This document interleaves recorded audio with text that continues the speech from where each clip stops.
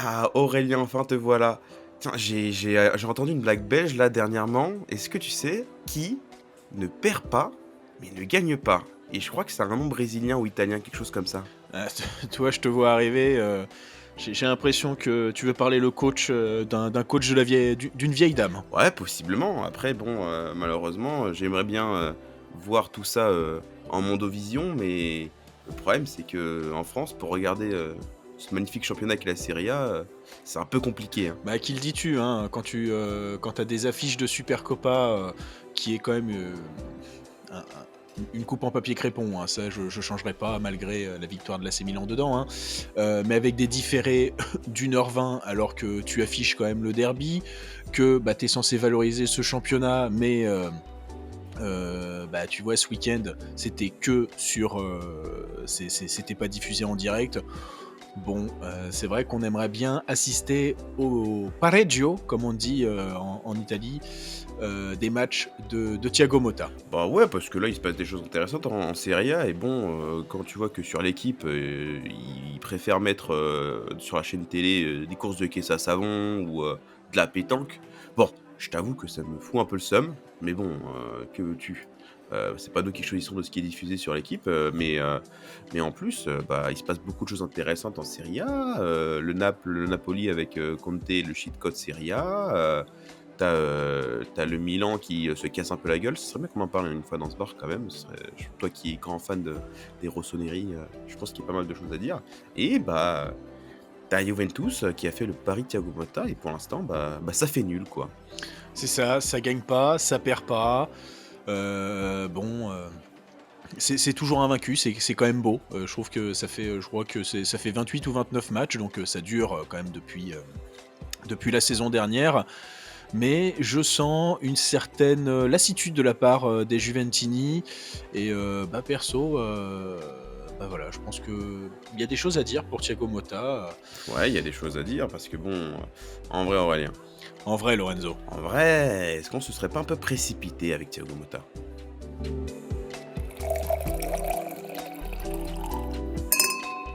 Après, est-ce qu'on serait pas en train de se précipiter en jugeant déjà Thiago Motta sur, sur les 4 mois qui viennent de se passer.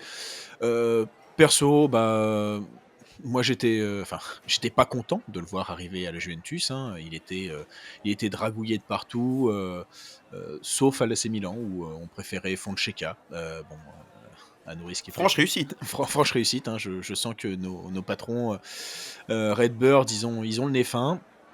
C'est la Juventus qui a raflé la mise, ce qui était quand même assez surprenant parce qu'on peut pas dire que Thiago Motta et la Juventus, bah, il y est pas passé en tant que joueur. On peut pas dire qu'il est de franches amitiés avec des ex-joueurs de la Juventus. Bon, bah, mais en tout cas, c'est un gros qui devait saisir l'opportunité après l'immonde Mad Max et son retour juste bon à gagner des Coppa Italia. C'est un pari que je trouve intéressant parce que voilà, dans les rumeurs pour prendre la succession d'Allegri, bah, il y avait Pep Guardiola, mais bon, Pep Guardiola, il décide de prolonger tout le temps à Manchester City. Bon, peut-être que ça lui coûte son couple. J'ai pas je ne suis pas en tout cas dans sa vie En même perso. temps, est-ce que toi tu pèterais avec quelqu'un qui se griffe le crâne?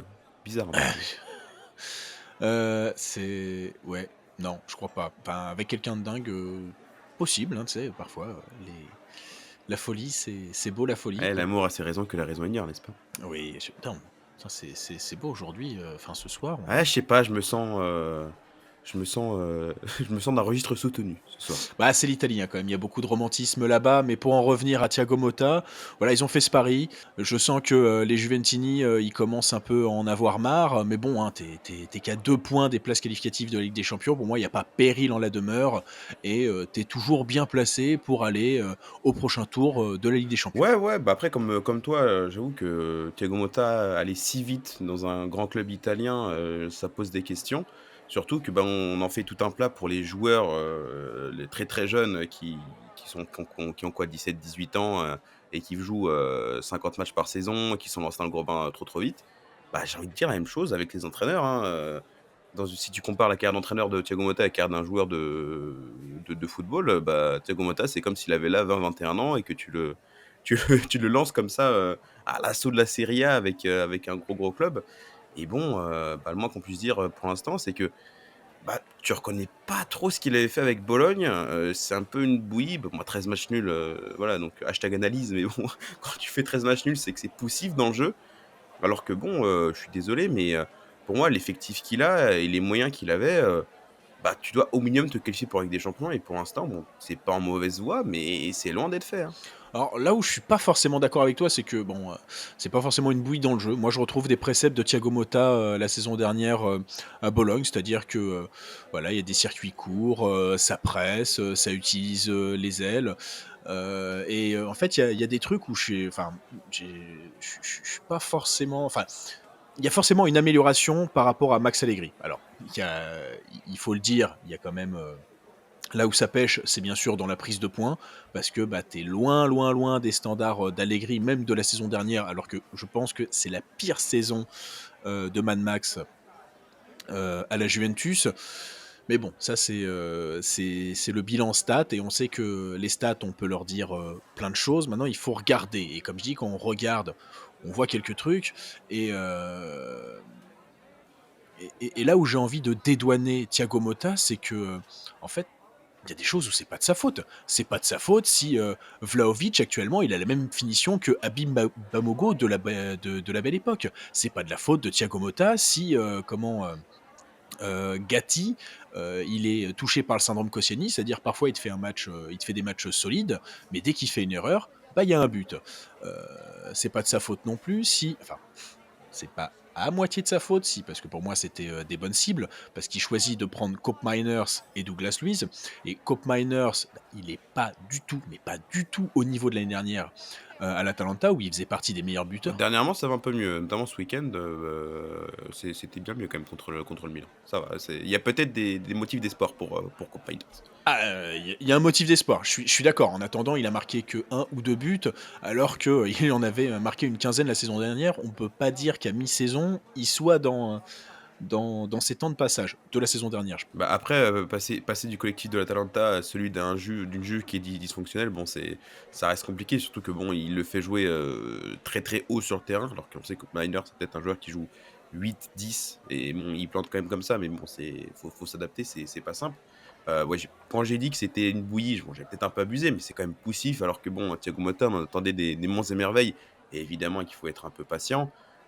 Mais bon, une saison, ça va vite et là, bon, en Serie A, tu peux clairement accrocher le top 4, même si, pour moi, bon, quand tu es la Juve, normalement, tu joues le titre, même si ça fait 5 ans que tu pas été champion. Bon, là, la Juve, c'était censé être le retour sur le devant de la scène. Bon, dans les faits, tu à 13 points du premier qui est le Napoli. Et bon, le titre, c'est finito, quoi. C'est foutu. Et en Ligue des Champions, je les vois pas aller bien plus loin qu'un quart de finale au grand maximum. Donc voilà, on peut parler d'une saison de transition. Mais bon, Thiago Motta, là, l'année prochaine, il va être attendu au tournoi quand même. Oui, mais comme tu dis, c'est une saison de transition et il faut aussi accepter, parce que la question qui mériterait d'être posée, c'est quel coach pourrait faire mieux que Thiago Motta. Parce que bah, quand tu regardes quand même les deux premiers, parce que j'avoue que bah, pour moi la Juventus ça doit pas être derrière la Lazio, euh, que l'Atalanta ça, je suis plus mitigé, mais en tout cas tu l'as dit, le Napoli, ils ont ramené Conte. Conte, il est complètement cheaté en Serie A. On sait que c'est pour lui. Bon, vu ce qui se passe au Napoli, sûrement, à mon avis, ils vont gagner cette année. Mais je donne pas cher de leur peau sur le long terme, parce qu'il est en train de détruire. Hein, déjà que retirer, enfin, avoir accepté de vendre Gvara, c'est une merde sans nom. Et de ne plus faire jouer Raspadori, alors là, ça me fout les glandes. Euh, L'Inter, bon, bah, il y a des erreurs. Ça arrive de faire des erreurs en Supercopa, hein. On peut pas dire que ça soit non plus la plus grande des erreurs. Et Donc tu veux dire que Milan AC maintenant perdre contre le Milan AC, c'est une erreur? c'est toujours. Enfin, moi, je suis bien content, mais on peut pas dire que la Supercopa, ça soit un super titre. Donc, bon, c'est une défaite quand même assez. Comment dire, un petit peu honteuse, hein, parce que tu mènes 2-0, tu perds 3-2, et en plus contre le voisin Oni. Bon, voilà. Et de l'autre côté, pour revenir à la troisième équipe qui est l'Atalanta Bergame, Avec Gasperini, tu as cette impression quand même qu'ils ont cassé le plafond de verre en gagnant, l'Europa League. Donc voilà, la Juve jouait le titre. Pour moi, c'est sûr que non. Peut-être, je pense qu'il y a que les supporters pour imaginer ça. Et bon, en revanche, je te rejoins. La Ligue des Champions, c'est pas au niveau de Liverpool, c'est pas au niveau de c'est pas au niveau de Brest. Voilà, c'est tout ce que j'ai à C'est dire. vrai, la Juve, c'est pas au niveau de Brest et ça, on n'aurait jamais imaginé dire ça un jour ça, de notre vivant. Mais bon, c'est comme ça et bah, j'ai envie de dire que en fait, Thiago Motta, il a quand même un peu de chance que bon, il a un peu de la chance, oui et non, parce qu'il y a certaines individualités qui sont quand même défaillantes cette année. Tu as Vlahovic, qui est un attaquant que j'adore énormément, mais force est de constater que, bah, il stagne un peu, surtout cette saison, où il a quand même marqué des buts, importants, notamment en Ligue des Champions face à Manchester City. Mais bon, en championnat, c'est vraiment poussif et tu as quand même, bah, dans l'effectif comment dire? Une lumière filante, une étoile, qu'est-ce que je raconte? Une étoile filante, pardon, je j'ai beau avoir un registre soutenu, des fois je dis des conneries. Heu, une étoile filante qui est Kenyan Yildiz quand même, parce que lui, qui aurait pu imaginer que, bah, le mec, à peine 19 ans, bah, aujourd'hui, c'est le meilleur joueur de la Juventus, quoi. C'est vrai qu'il y a une jeunesse qui prend le pouvoir. Alors c'est rigolo parce que la Juventus, enfin, ça s'appelle Juventus, mais on la surnomme la vieille dame. Il y a peu, il y a, enfin, parce que pour l'avoir vu jouer, alors ouais, il a troué les cages de Maignan en super Copa. Il a pas eu, bah, ce week-end, il a pas fait si mal que ça. Cette fois-ci, c'est Maignan qui a remporté son duel, mais malheureusement, il s'est blessé aux adducteurs. Mais c'est là où il est très fort, c'est qu'il est aussi bon à gauche qu'à droite. Après, faut pas se mentir, Kenan Yildiz, il était estampillé craquant devenir. Bon, alors oui, hein, on les connaît, hein, c'est certains joueurs estampillés craquant devenir et qu'ils ne deviennent pas. Une pensée pour toi, Athème. Euh, mais il est aussi bon à gauche qu'à droite. Il a une bonne frappe, il a une superbe technique, il a de la vista. Oui, on est tous en train de tomber sous le charme de Yildiz. Et surtout, il arrive à être intéressant avec la Turquie, alors que c'est pas tout le temps évident. Il y a des joueurs qui sont pourtant 20e du Ballon d'Or et quand ils jouent en sélection nationale, ils sont dégueulasses. Je comprends pas. Ah bah, tu même des gens qui ont fini deuxième du Ballon d'Or qui, bon, en sélection, sont quand même dégueulasses. Donc oui, c'est quelque chose qui arrive. Mais ouais, c'est quand même intéressant ce que fait la Juve au niveau du recrutement parce que, bah, quand même, ils arrivent à centraliser pas mal de joueurs d'avenir et notamment des joueurs d'avenir italiens. Je sais que toi, avec la Nazionale, là, c'est compliqué, mais bon, tu as une génération qui arrive qui peut être intéressante à exploiter parce que là, tu as du Cambiasso, tu as du Savona qui sont des joueurs intéressants.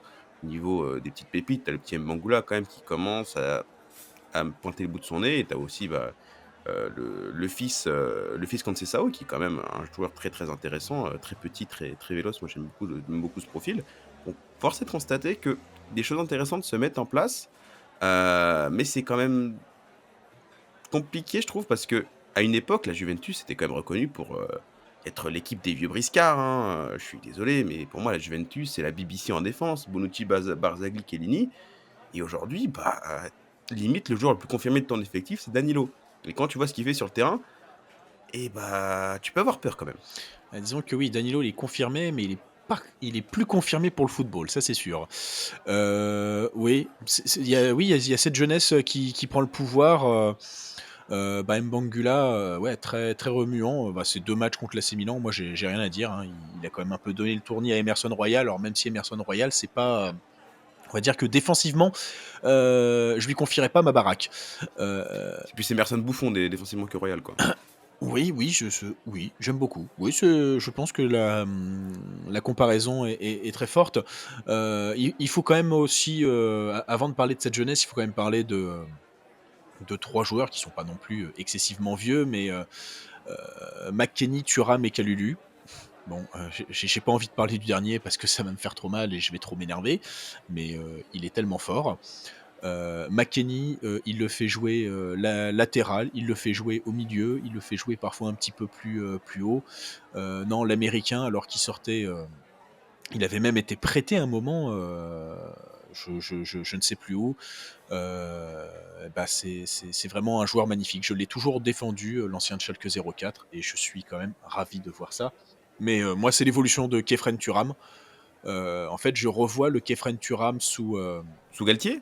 ouais, bah, oui, je crois que c'est ça. Enfin, en tout cas, où il avait mérité sa sélection en équipe de France, c'est-à-dire qu'il casse des lignes, il utilise son physique, et il sait frapper et voilà et franchement, c'est vrai que c'est c'est un des hommes enfin, Thiago Motta lui fait, lui donne beaucoup de confiance, ça se voit sur le terrain et je pense que très prochainement, il pourrait être de retour dans la liste des Bleus. Moi en tout cas, je vais surveiller Mars. Ah bah, ce serait pas choquant, ce serait pas choquant.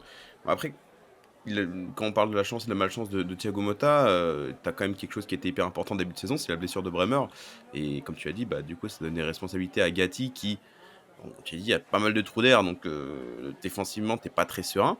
Bon, on sait qu'il voulait viser à l'Euro pour, le mercato hivernal, bah, finalement, Ronald, va rester, du côté de la Catalogne, même s'il vient de mettre un magnifique contre son camp contre Benfica, ce match, qui n'a aucun sens, qu'ils ont gagné 5-4. Et bah, en attaque, bah, tu voulais peut-être faire relancer, Randal Kolo Muani?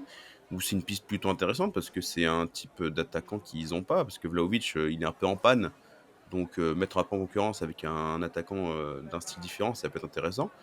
Donc ouais, pour le reste de la saison, moi je maintiens que l'effectif quand même offensivement, il a énormément de qualité, donc tu peux te qualifier en Ligue des Champions. Heu, après, si tu recentres sur Thiago Motta, il y a quand même une possibilité de se cramer les ailes parce que à moins que tu fasses un mercato hyper ambitieux, lors de l'année 2. Là, c'est limite, quitte ou double. On ne sait pas de quel côté la pièce va tomber parce que si la pièce, tombe du côté face, un peu comme sur, le jeu Pokémon TCG, bah, bien joué à toi, tu montes en puissance et tu peux viser le titre peut-être l'année prochaine ou dans 2 ans si le projet Thiago Motta marche et prend. Mais de l'autre côté, si ça marche pas, si ça continue à rester englué et que dans la pire des cas, tu te qualifies pas en Ligue des Champions, cette année, il y a une vraie possibilité que tu aies vraiment cramé les ailes d'un Thiago Motta qui, bon, sa carrière d'entraîneur est encore longue, mais tu as cette possibilité que Thiago Motta, vraiment, le move était peut-être un peu trop risqué. Alors, il faudrait aussi, prendre quelque chose en compte, c'est que la Juventus a des problèmes financiers et bah, tu parlais de mercato, c'est-à-dire que, oui, il faudra faire des achats intelligents, mais il faudrait pas non plus vendre, bah, tu parlais de ces jeunes, donc de la Juve, next gen, tu Ayling Junior, bah, c'est drôle, hein, tiens, ils l'ont vendu à Bologne et c'est lui qui vient de marquer là en Champions League. Tu vendu Soulé à comment, à l'AS Roma, Barrenechea, qui est à Aston Villa, mais je crois qu'il est en instance de prêt parce que ça fonctionne pas si bien que ça. Ah bah oui, il est en prêt à Valence, je peux t'en parler, Enzo Barrenechea qui il est en prêt à Valence et c'est vraiment un pas mauvais joueur, hein, peut-être limite le meilleur joueur de l'effectif.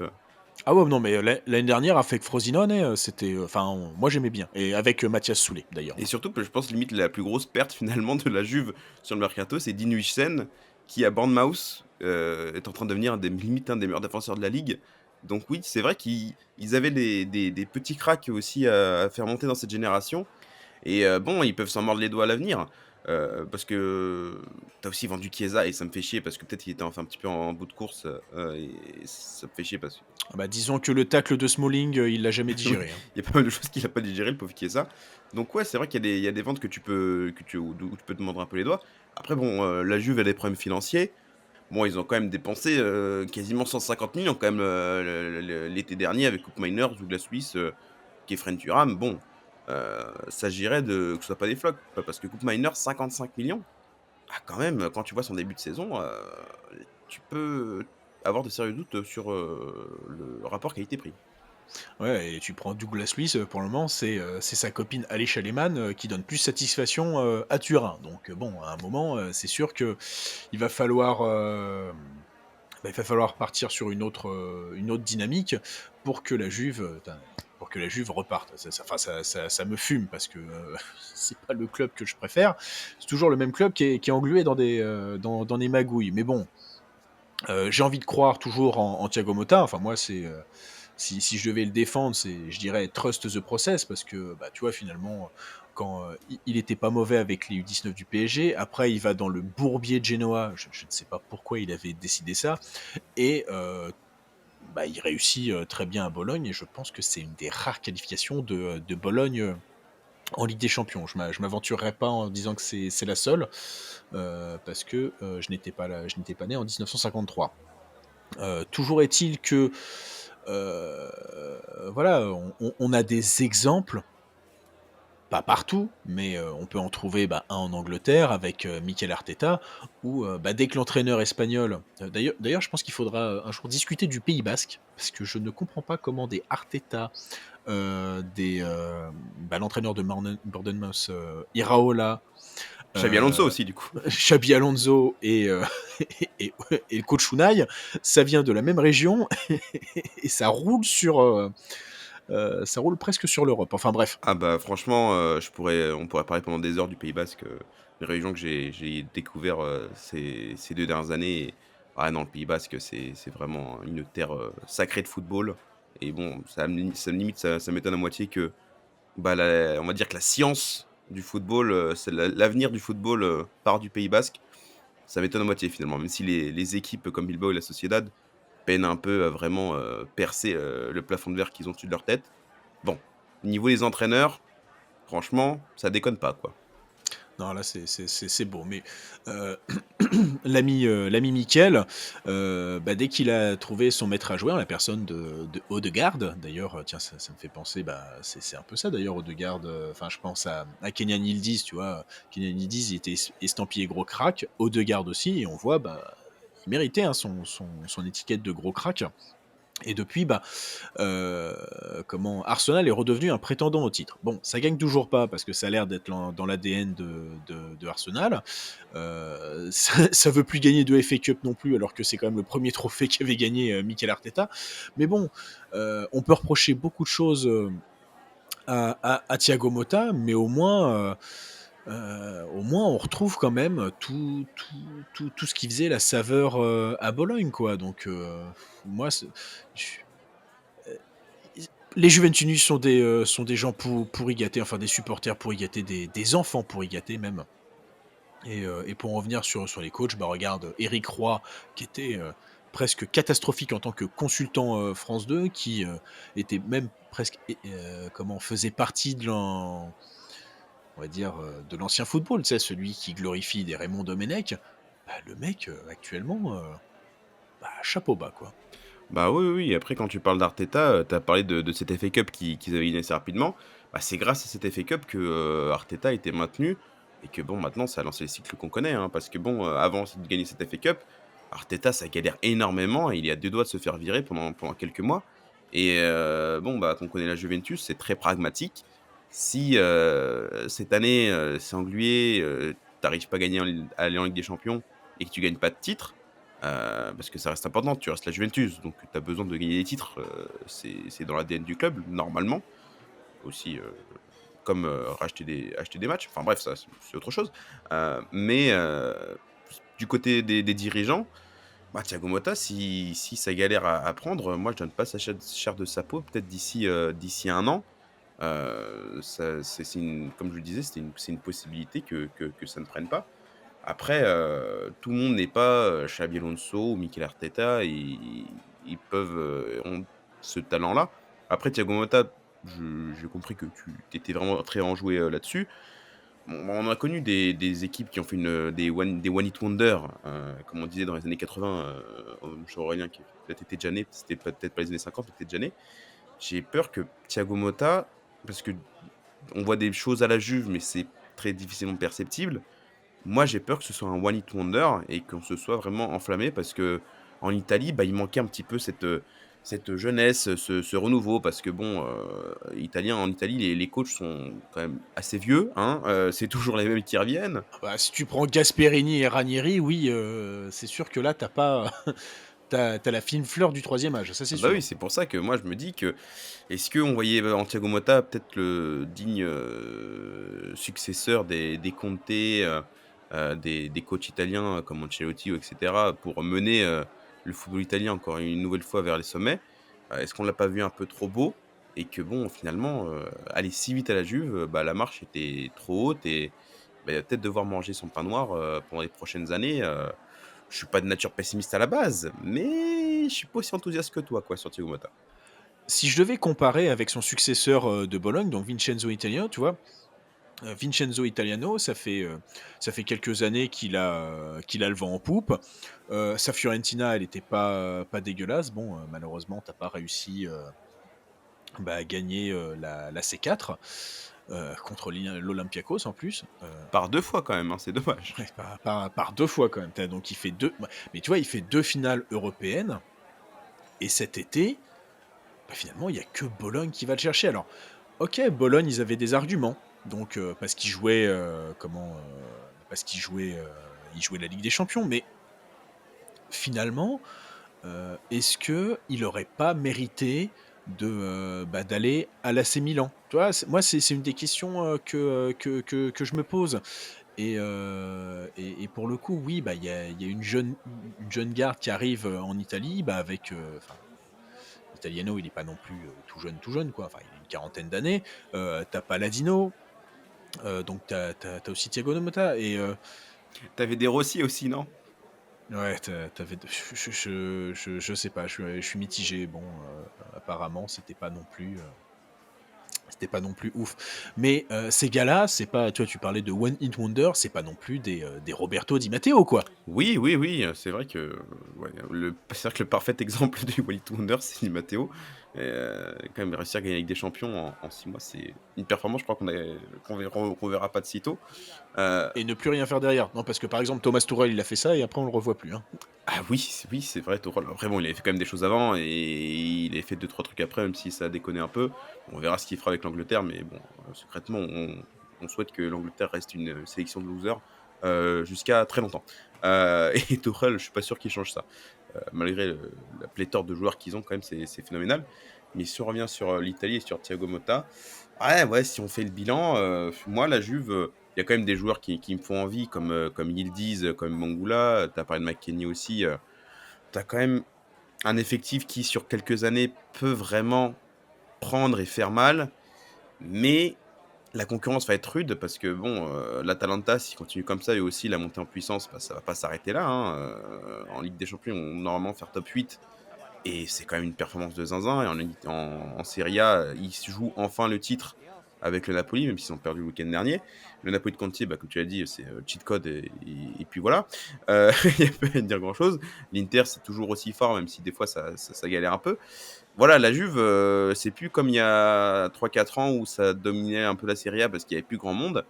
Là, la concurrence est devenue rude et est-ce que tu as le temps de laisser 2 3 ans à Thiago Motta pour, faire sa tambouille?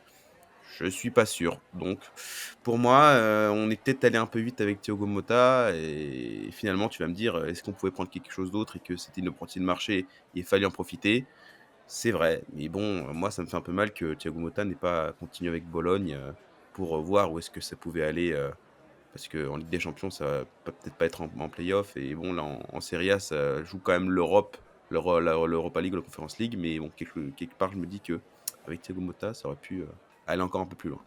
Bah, je pense qu'on a tous été un peu, déçus parce que, de voir Thiago Motta partir, de voir, Zirkzee partir, hein. On va pas, là, il est Bah, en train, surtout pour ce qu'il fait avec United, pauvre. ouais, mais je pense que c'est United qui transforme les joueurs, mais pas dans le bon sens du terme. Heu, mais oui, opportunité de marché parce que, Thiago Motta, je reste persuadé que, de toute façon, en fait, il faut garder ça en tête, c'est que la Juventus, quand ils ont fait leurs 9 scudetti de suite, ils allaient pas pouvoir, faire la même chose, de sitôt, quoi.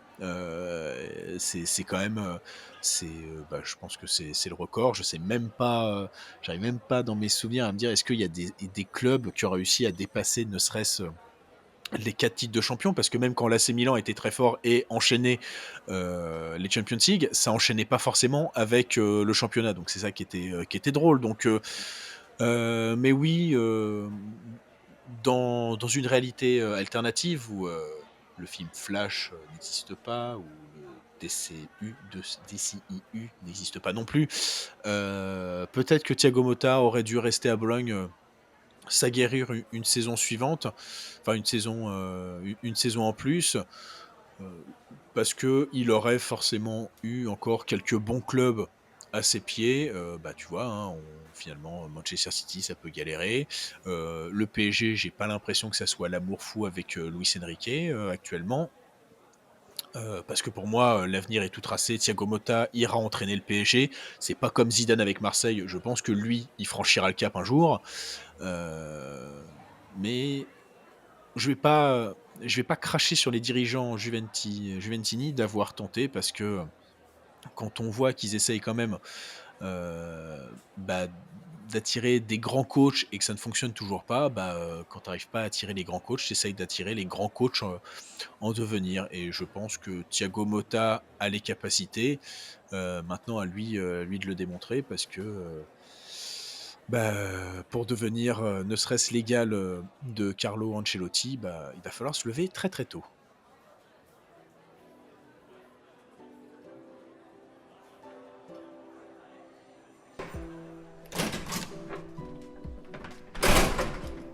Bon, tu vois, Lorenzo, en parlant de coach à qui j'aimerais qu'on laisse du temps, je vois bien Ruben Amorim quand même, à Manchester United parce que le mec, j'ai pas compris. Il était bien parti en championnat, il était bien parti en Ligue des Champions et je sais pas s'il voulait faire un suicide professionnel, mais en tout cas, c'est pas loin de ça. Ah bah là, oui, on demande du temps aux entraîneurs, mais là, Ruben, là, il s'agirait de gagner un match parce que bon, vu comment c'est parti, le pauvre Sir Alex, là, il va nous claquer entre les doigts, hein.